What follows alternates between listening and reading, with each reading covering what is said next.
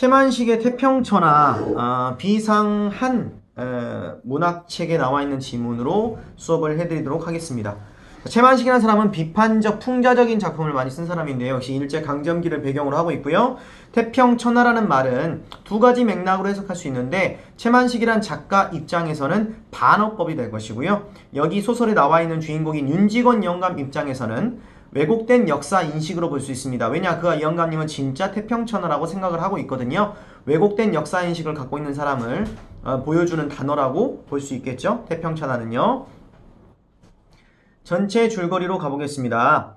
서울의 대지주인 윤직원 영감은 인력거에 싹도 깎으려 하고 기생을 데리고 다니면서 아무것도 주려고 하지 않는 구두쇠이다 라고 시작하고 있어요. 대상의 성격을 직접적으로 말해주고 있고요. 아무래도 줄거리 요약이다 보니까 그런 그에게도 아픈 기억이 있는데 구한말 화적들에게 아버지가 죽임을 당한 것이다. 그래서 윤직원 영감은 일본인들이 불안당을 막아주고 자신의 안전을 보장해준다고 생각하고 진심으로 고마워하며 경찰서 무도장을 짓는데 아낌없이 기부한다. 그는 재산을 지키기 위해 양반을 사고 족보에 도금을 하고 손자 종수와 종학을 군수와 경찰서장으로 만들어 가문을 빛내고자 하는데 이건 전부 다 종수와 종학을 위한 게 아니라 자신의 이기적인 욕심 때문에 이렇게 행동하는 겁니다. 그러나 아들 창식은 노름을 하며 가산을 탕진하고 손자 종수 또한 방탕한 생활을 한다. 며느리나 손자 며느리도 고분고분하지 않고 딸마저 수박 맞고 와서 같이 살고 있다.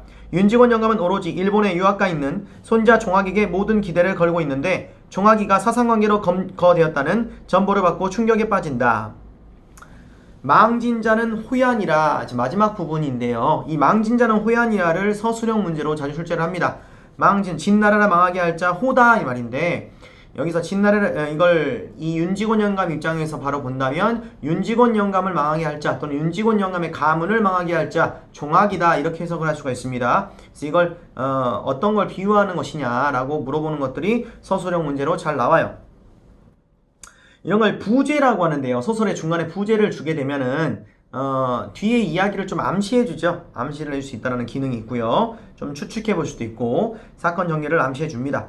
일찍이 윤직원 영감은 그의 소시적 윤두꺼비 시절에 이런 별명을 쓴다는 것 자체가 대상에 대해서 어때요? 희화화를 하는 거거든요. 우스꽝스럽게 보이는 것. 근데 우스꽝스럽게 보이게 할 때도 긍정적인 대상일 때는 약간의 이제 친근감을 주기 위해서 웃음을 유발하기 위한 해악성이겠지만 여기는 어떻습니까? 대상이 부정적이기 때문에 비판적 관점을 주기 위한 풍자적 의도를 주기 위한 장치로 볼 수가 있습니다.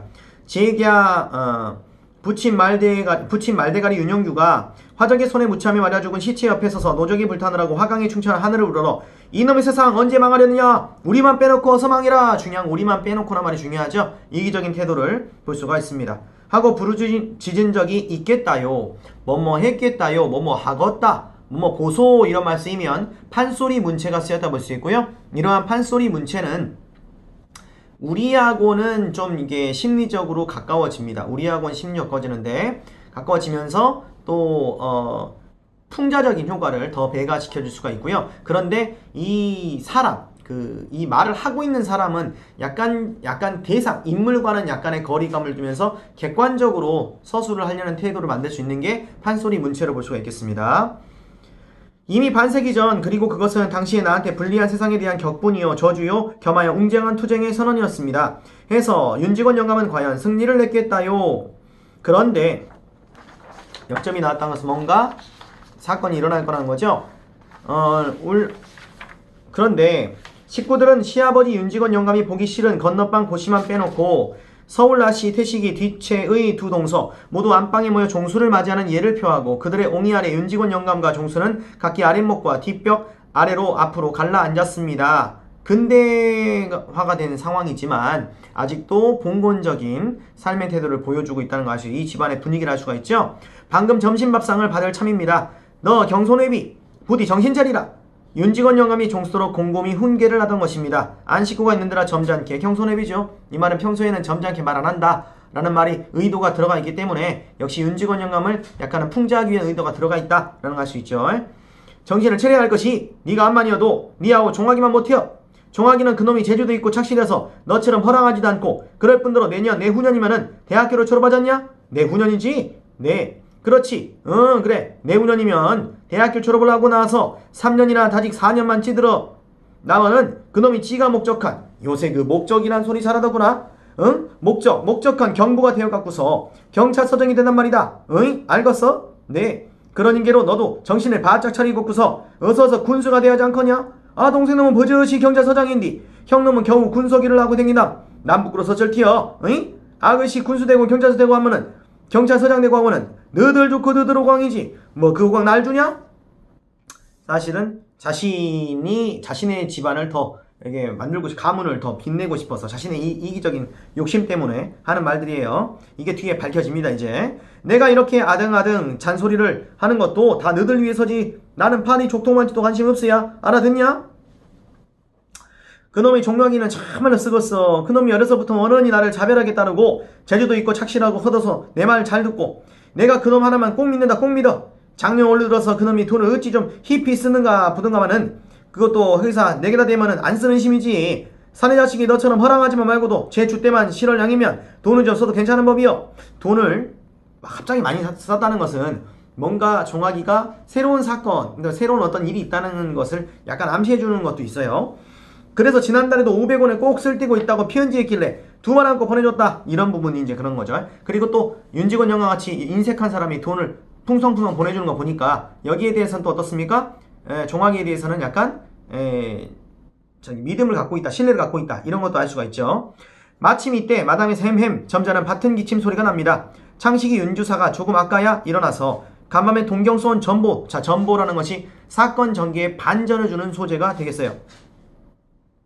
억지로 큰덱 행보를 하던 것입니다. 윤주사는 토방으로 내려서는 아들 종수더러 언제 왔느냐고 심상이 아른 체를 하면서 역시 토방으로 내려서는 두 며느리의 삼가로운 무언에 인사와 마루까지만 나선 이복 누이동생 서울아씨의 입인사를 받으면서 방으로 들어가서는 부친 윤직원 영감한테 절을 한 자리 꾸부리고서는 아들 종수한테 한 자리 절과 이복 동생 태식이한테 경례를 받은 후 비로소 한 옆으로 꿇어앉습니다. 여기에도 봉건적인 그런 집안의 분위기를 다시 한번 엿볼 수 있죠. 해가 서쪽에서 뜨겁구나. 비아냥거리는 말 들어볼 수 있겠죠. 윤직원 영감은 아들이 이렇듯 부르지도 않은 걸음을 더욱이나 안방까지 들어오는 것을 이상타고 꼬집는 소리입니다. 무엇하러 오냐? 돈 달라고 오지? 동경서 전보고 왔는데요. 지체를 받고 윤주사를 점잖고 너그러운 아버지로 윤직원 영감을 속사납고 경망스러운 어린아들로 둘러놓으면 꼭 맞겠습니다. 참 철없는 윤직원 영감 뭐 이런 말이지 않습니까? 여기에도 부정적이고 비판적 관점이 들어가 있고요. 동경서 전보? 종아기 놈이 경시첨에 붙잡혔다고요? 외치는 소리 헛거니와 엉덩이를 꿍 찍는 바람에 아마 방구들이 내려앉을 뻔했습니다. 과장법이자 대상을 희화화하는 태도로 볼 수 있어요. 모여선 온 식구가 제가끔 정도했더라. 제각기 놀란 것은 물론이고요. 윤직원 영감은 마치 묵직한 몽치로 뒤통수를 얻어맞으냐 정신이 멍해서 입을 벌리고 눈만 휘둥그랬지. 비언어적인 표현을 통해서 많이 놀랐다는 것을 알 수가 있고요. 또는 외양 묘사도 하고 있고요. 한동안 말을 못하고 꼼짝도 않습니다. 그러다가 이윽고 으르렁거리면서 잔뜩 쪽을 들이고 앉습니다. 그거 웬 소리냐? 그 웬 소리요? 그놈의 동무가 친 전보인가 본데 전보가 돼서 자세히 모르겠습니다.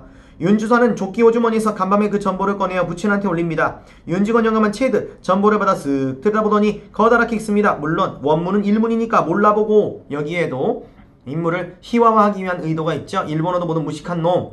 그 당시 일본 사회인데도 일본에 친일한다면서 일본어를 모르는 이런 이제 상황을 말하는 거죠. 윤주사 내 서사 민서방이 번역한 그대로지요. 종학 사상관계로 경시청에 피검이라니 이게 무슨 소리다냐? 종학이가 사상관계로 경시청에 붙잡혔다는 뜻일 테지요. 사상관계라니 그놈이 사회주의에 참여를? 에이? 아까보다 더 크게 외치면서 더 큰 충격이 있다는 거죠. 그러니까 경시청에 붙잡혔다는 것도 충격이지만 잡힌 죄가 그러니까 사회주의 운동 같은 거 하다가 불안당한테 자기 아버지가 죽었으니까요. 불안당이랑 사실 불안당이 화적대들이 사회주의 운동가들이거든요. 그러니까 더 큰 충격을 받은 거죠. 벌떡 뒤로 나동그라질 뻔하다가 겨우 몸을 가눕니다. 윤직원 영감은 먼저에는 몽치로 뒤통수를 얻어맞는 것 같이 멍했지만 이번엔 앉아있는 땅이 지함을 해서 수천 길 밑으로 꺼져 내려가는 듯 정신이 아찔했습니다. 과장법이죠. 그러나 그것은 결단코 자기가 믿고 사랑하는 종학이의 신상을 여겨서가 아니라잖아요. 아까 쌤 말했죠. 종학이나 종수의 미래를 위해서 하는 말이 아니고 자기의 욕심을 위해서 하는 말이라고 여기에서 드러나죠.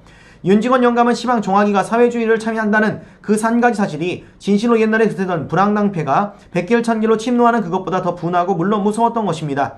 진나라를 망할 자 호라는 예언을 듣고서 변방을 막으려 몇 만리장성을 쌓던 진시황 그는 진나라를 망한 자 호가 아니오 그 자식 호의 힘을 눈으로 보지 못하고 죽었으니 오히려 누구보다 윤직원 영감보다 오히려 얘가 진시 황제가 더 좋다 이 말이죠. 오히려 얘는 보고 있으니까 지금 사회주의라니 어이?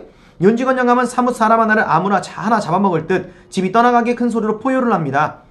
그놈이 사회주의라다니 그게 참말이냐? 참말이요? 하긴 그놈이 작년 여름방학 나왔을 때쯤 그런 기미가 좀 보이긴 했어요. 그러면 참말이구나. 그러면 참말이요. 윤직원 영감은 이마를 얼굴로 땀이 방울방울 배어오릅니다. 그런 쳐죽일 놈이 깎아 죽여도 아깜짝할 놈이 그러면 경찰서 하라는 게로 생판 사회주의 하다가 됐다 경찰서 잡혀? 오사육시할 놈이 그놈이 어찌 그게 당한 것이라고 지가 사회주의를요? 부자놈의 자식이 무엇에 대껴서 불황낭패에 들어?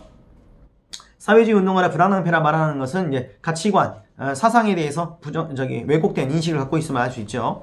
아무도 숨도 크게 쉬지 못하고 고개를 떨어뜨리고 섰기 아니면 앉았을 뿐 윤직원 영감이 잠깐 말을 그치자 방 안은 물을 친 듯 조용합니다. 오죽이나 좋은 세상에 오죽이나 윤직원 영감은 팔을 부르거든 주먹으로 방바닥을 땅 치면서 성난항소가 영각을 하듯 고함을 지릅니다. 역시 인물을 희화화하고 있어요. 화적패가 있나 불황난 같은 수령들이 있나 재산이 있대야 도적놈의 것이요 목숨은 발의 목숨 같던 말세는 다 지나가고 자 보어라 거리거리 순서여 골골마다 공명한 정사 오죽이나 좋은 생야 오죽이나 남은 수십만 명 동병에서 우리 조선은 보호해주니 오죽이나 고마운 생여 제거 지니고 앉아서 편안하게 살 태평세상 이걸 태평전환하는 것이요 왜곡된 역사 인식. 그런 이런 태평천하에 태어난 부자놈의 자식이 더군다나 왜 지가 떵떵거리고 편안하게 살 것이지 그는 어째서 지가 세상 망촌을 불황난패에 참석을 한단 말이요. 땅 방바닥을 치면서 벌떡 일어섭니다. 그 몸짓이 어떻게도 요란스럽고 괄괄한지 방금 발광이 되는가 싶습니다. 아닌 게 아니라 모여선 각관들은 방바닥 치는 소리에도 놀랐지만 이 어른이 혹시 상성이 되진 않는가 하는 의구의 빛이 눈에 나타남을 가리지 못합니다.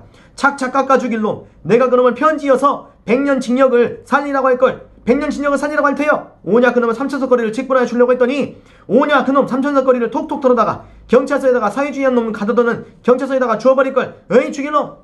자신의 재산을 얘한테 주려고 했는데 네가 나의 뒤통수를 쳐? 그렇다면 너를 100년 징역을 살게 해달라고 일제의 경찰서에 돈을 주겠다. 이 자체가 종하기를 위해서 그런 말을 했던 것이 아닌 걸 알 수 있죠. 나의 이득을 위해서 했던 걸 알 수 있어요. 이 태평천하에 퉁쿵 발을 구르면서 마루로 나가고 꿇어앉았던 윤주사와 종수도 따라 일어섭니다. 그놈이 만석군 집 자식이 세상 말초는 사회주의 불황난패에 참섭을 이어 죽일 놈 연애 부르짖는 죽일 놈 소리가 차차로 사랑개로 멀어 사라집니다.